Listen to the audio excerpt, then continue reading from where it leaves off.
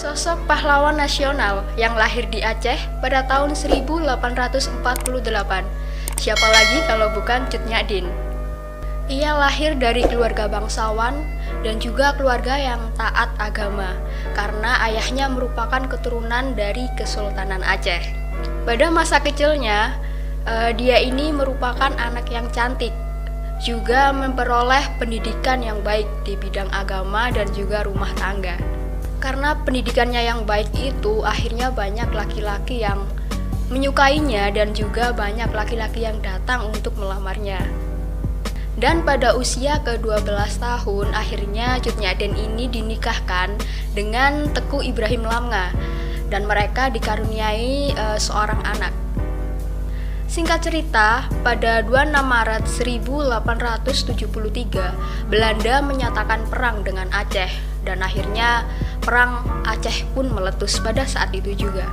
Pada perang pertama, Aceh dipimpin oleh Panglima Polim dan Sultan Mahmud Shah. Sedangkan waktu itu Belanda dipimpin oleh Johan Rudolf Kohler. Pada waktu itu, Belanda mendarat ke pantai Cermen dan menguasai Masjid Raya Baitur Rahman lalu membakarnya. Namun pada perang pertama ini dimenangkan oleh Aceh karena tewasnya Kohler yang tertembak.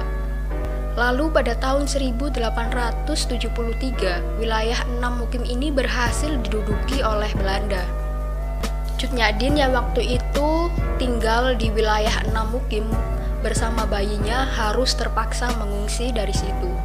Dan suami Cut Nyak Dien akhirnya bertempur kembali melawan Belanda untuk merebut wilayah tersebut. Tapi sayangnya, Ibrahim Lamnga yang pada saat itu sedang bertempur di Gletarum gugur dan meninggal pada 29 Juni 1878. Dan kabar ini pun membuat Cut Nyak Dien marah dan ia bersumpah akan menghancurkan Belanda. Kemudian lambat laun, sosok Teku Umar datang dan melamar Cut Nyak Dien. Awalnya ditolak, namun akhirnya Cut Nyak Dien menerima Teku Umar setelah Teku Umar ini mengizinkan Cut Nyak Dien untuk bertempur melawan Belanda. Dan dengan bergabungnya Cut Nyak Dien ini dapat meningkatkan semangat perjuangan melawan Belanda. Perang pun berlanjut secara gerilya dan dikobarkan perang fisabilillah. Lalu pada tahun 1875, Teku Umar melakukan gerakan dengan mendekati Belanda, sehingga hubungannya dengan Belanda menjadi semakin membaik. Pada September 1893, Teku Umar dan 250 pasukannya ini pergi ke Kutaraja, kemudian menyerahkan diri kepada Belanda. Tentu Belanda merasa sangat senang karena musuh yang sangat berbahaya mau membantu mereka. Sehingga Belanda memberi julukan Teku Umar Johan Pahlawan. Sebenarnya, Teku Umar ini merahasiakan rencananya untuk menipu Belanda, meskipun ia sempat dituduh pengkhianat oleh rakyat Aceh. Cut Nyak Dien juga telah menasihati Teku Umar agar kembali kepada rakyat Aceh. Namun Teku Umar terus mendekati Belanda demi mencoba siasatnya. Ia lalu mempelajari taktik dan strategi Belanda. Kemudian sebanyak mungkin ia mengganti prajuritnya dengan orang Aceh di bagian wilayah yang menjadi tanggung jawabnya. Ketika jumlah orang Aceh dirasa sudah cukup banyak pada pasukannya, Teku Umar pun melakukan siasat palsu kepada Belanda bahwa ia ingin menyerang basis Aceh.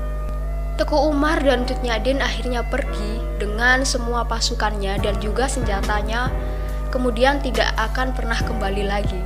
Pengkhianatan yang dilakukan oleh Teku Umar ini membuat Belanda marah besar, dan pada akhirnya Belanda membuat operasi besar-besaran untuk menangkap Teku Umar dan juga Cut Nyak Dien.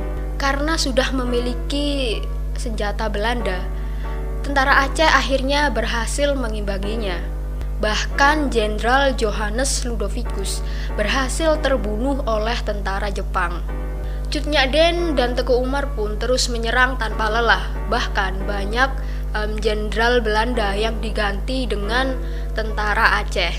Dan pasukan Belanda yang bernama De Marsoce berhasil membuat rakyat Aceh ketakutan. Dan ketakutan tersebut dimanfaatkan oleh Johannes Benedictus van Houts yang membuat mereka menyewa orang Aceh untuk memata-matai pasukan pemberontak.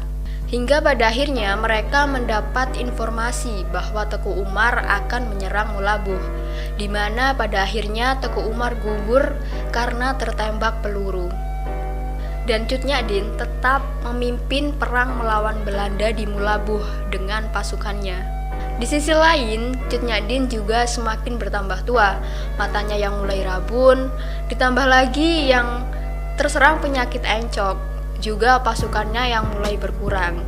Anak buah Cut Nyak Dien bernama Panglot pun merasa iba, akhirnya melaporkan kepada Belanda di mana tempat markasnya Cut Nyak Dien. Akibatnya Belanda menyerang markas Cut Nyak Dien. Mereka terkejut dan bertempur mati-matian pada saat itu juga. Hingga akhirnya Cut Nyak Dien ditangkap, sementara Cut Gambang melarikan diri ke hutan dan meneruskan pertempuran yang telah dilakukan ayah dan ibunya.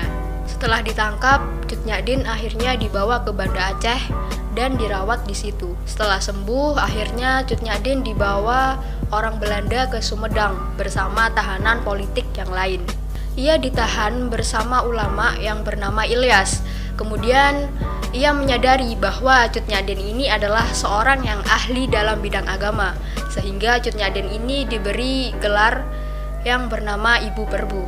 Lalu pada November 1908, Cut Nyak Dien meninggal karena usianya yang sudah tua. Namun makamnya baru ditemukan pada tahun 1959.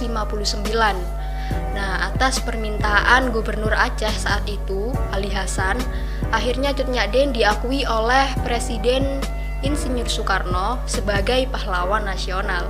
Perjuangan Cut Nyak Dien diinterpretasi dalam film Ipos yang berjudul Cut Nyak Dien, dan film ini mendapatkan Piala Citra sebagai film terbaik.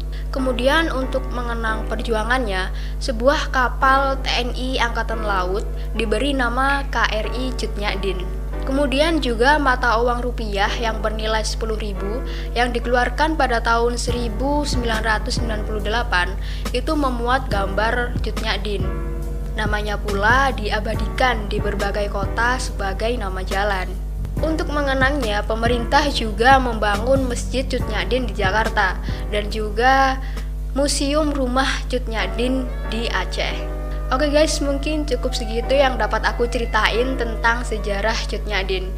Kalau kalian mendukung channel ini, jangan lupa klik tombol subscribe dan juga nyalain loncengnya agar kalian tidak tertinggal video-video selanjutnya.